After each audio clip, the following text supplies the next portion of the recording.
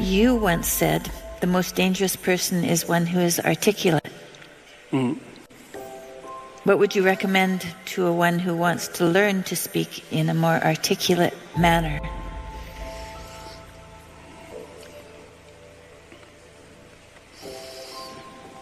Well, articulate is an interesting word, because if your joints are articulated, and that means you can do things with them because they're articulated, right? They're not one solid, vague mass.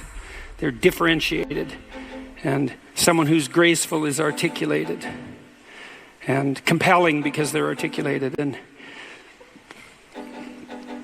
speech is a form of articulation in that manner because the act of speech itself is extremely complicated. It's a very complicated motor activity, right? It's a very complicated action to dance with your tongue, let's say.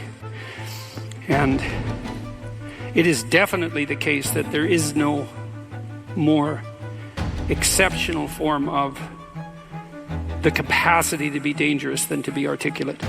And one of the things that really shocks me, part of the reason that my son and I and our co-workers developed this essay app, is that young men in particular are never taught this.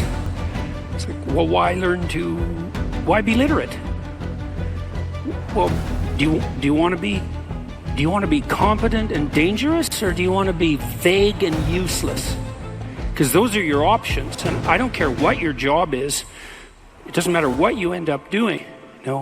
If you're a plumber, I have great respect for plumbers, by the way, and you're articulate, you can negotiate with your clients, you can introduce your coworkers, you can make a case for your employees, you can advertise your services, you can think through your problems. You're firing on all cylinders. Our whole culture is based on the idea of the supremacy of the word.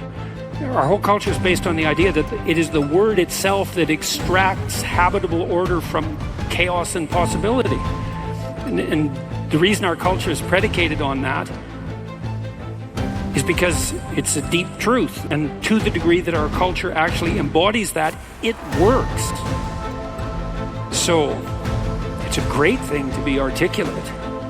And it would be so lovely if our educators were wise enough to communicate this appropriately to young men who are striving forward, and to let them know in no uncertain terms that if they want to make themselves into forces to be contended with, that there's no surer route to that than an exceptional poetic literacy. Now, it's not like young people don't have an intuition of this. There are reasons they admire rap musicians, for example, who are often extraordinarily articulate in their performance and their capacity for spontaneous poetic utterance.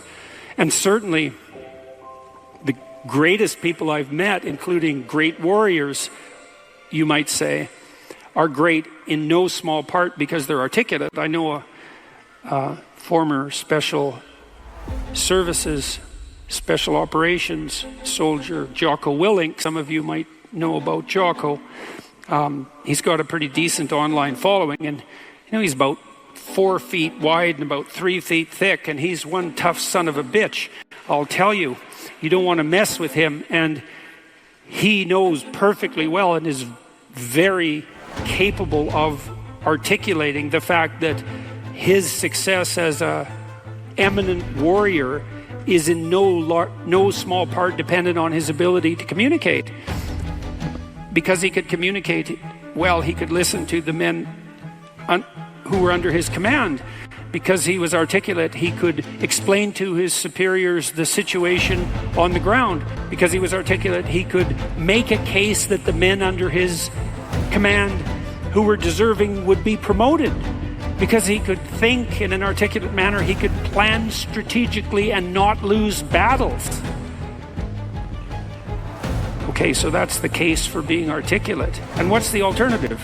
You want to be inarticulate? You want to say and like and and pause and stumble and be unable to formulate a strategy, be unable to elucidate a vision, be unable to compel and convince other people, to entice them with your articulated vision of what might be?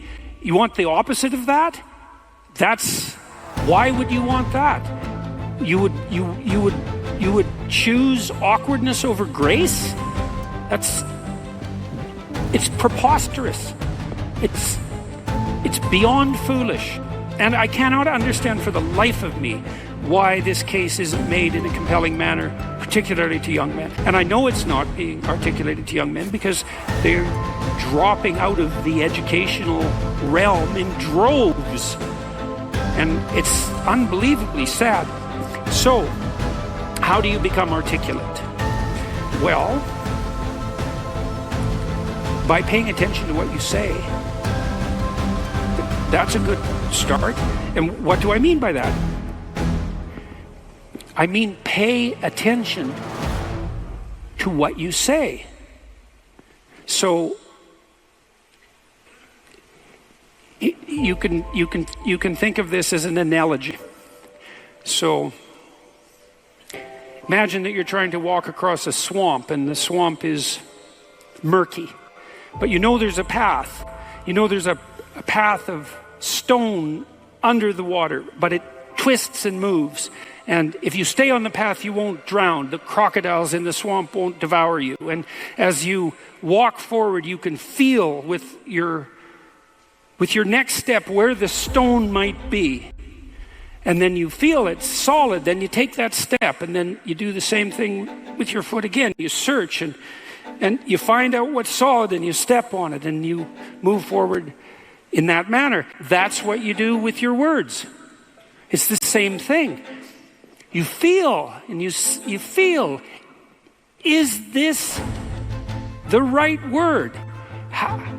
Is the fact that I'm uttering it putting me together and making me intact and stronger, or is it tearing me apart and making me dissolute and weak? And you can learn to do that. I learned this in part from reading Carl Rogers, who's a great clinician. And Rogers believed that the integration of language and action was a necessary precondition for operation as an effective clinician. That you had to align what you said with who you were. And that one of the things that your clients would be evaluating you for was that capability. And you might say that someone with that capability manifests themselves as genuine and trustworthy. And more than that, I would say also as compelling and interesting, although that can be gamed. But the entire combination that emerges out of the domain of articulate communication can't be gamed. It's not easily. You feel your way. I noticed 40 years ago when I started thinking these things through that much of what I said actually made me feel weak. I didn't know why exactly, but sometimes some of the things I said didn't have that effect. They weren't accompanied by a sense of shame, let's say. They weren't accompanied with a sense of vulnerability. They were solid. And at the beginning, that was probably only about 5% of what I said. The rest of it was instrumental. It was language I was using to get my way in the manner that Tammy described when she introduced me tonight. There was an arrogance in my use of language that had to do with the desire to attain proximal victories, right? To appear smart, let's say, to win an argument, something like that. A very different idea than merely feeling my way along to see what word was appropriate for what moment. But you can learn to do that. And you can listen to yourself, and you can stop humming and hawing and using like and and fillers. And you can take the time necessary to craft your words carefully. And you can practice merely saying what you believe to be true. And you can read. And you can read great writers. And you can write. And you can write about what you think about the problems that obsess you. And you can become articulate as a consequence. And there'll be nothing about that that isn't the adventure of your life. And so it's a moral endeavor in some real sense. Right? To become articulate is to become the master of your own tongue. And to become properly articulate is to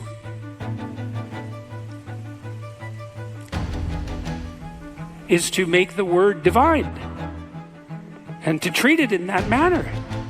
And to decide whether or not you believe that it is the case that the divine word creates the order that's habitable and good. And if you do believe that, well, if you don't believe that, then what do you believe? And if you do believe that, well, go all in. See what happens. See what happens if you become articulate.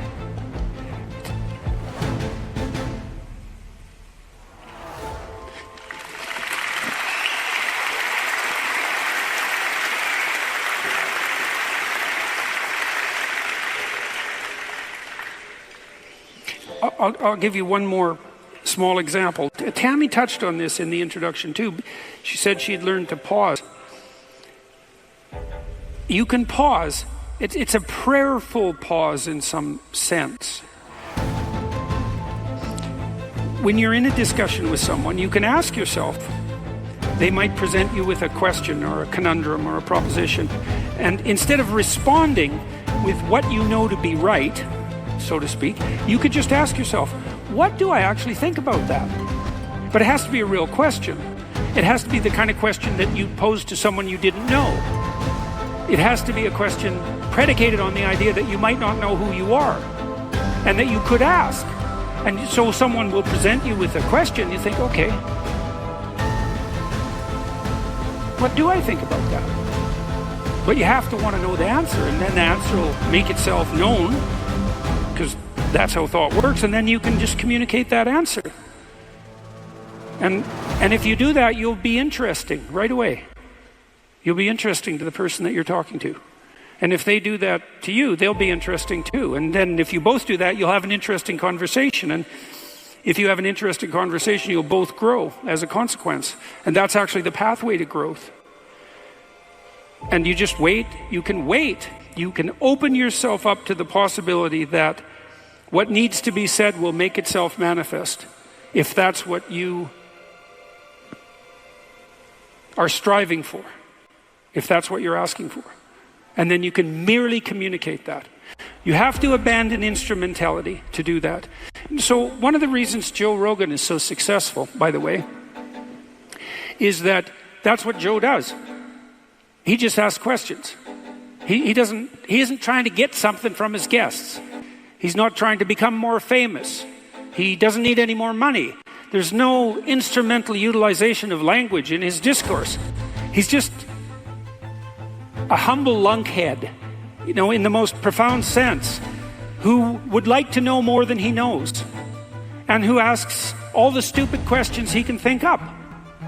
And it turns out that he's actually very, very smart and very well educated now, after talking to hundreds and hundreds of people and listening. And so the stupid questions he asks aren't stupid, and they're questions that are shared by virtually everyone who's listening.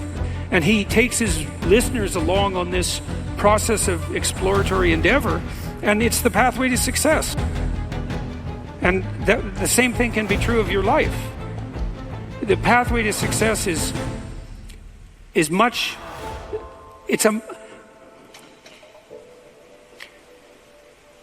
if you're guided by the spirit of honest inquiry and every word you say is reflective of what you believe to be the truth, then the pathway that you walk on is a golden pathway to success. And I know that. I know that to be true.